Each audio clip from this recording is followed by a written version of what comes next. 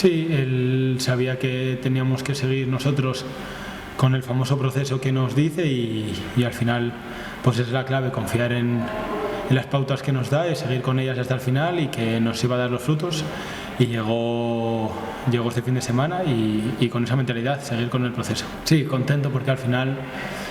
me quedo también con el cariño que antes de salir de muchos jugadores que confiaban mucho en mí en ese partido para poder hacer el gol, y al final se los brindo a ellos por esa confianza que me dieron al salir, ese aliento que necesitaba un poco, y la verdad que estoy muy contento y muy cómodo. Sí, la verdad es que guardo un cariño muy grande porque venía de un tiempo bastante cabizbajo en el sentido futbolístico, y la verdad que guardaré siempre un buen recuerdo de mi etapa en el Marino. Como todos los partidos de la categoría, va a ser un partido complicado. Sabemos que en casa somos fuertes, salvo el desliz de la semana pasada, pues que ya ha quedado olvidado, y sabemos de la fortaleza que tenemos aquí en casa y nos aprovecharemos de ella. Sí, la verdad que poco a poco se va animando mucho más la gente gracias a esta gran temporada que estamos haciendo, y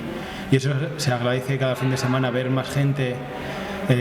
viendo nuestro partido, y eso nos motiva mucho más para poder brindarle la victoria.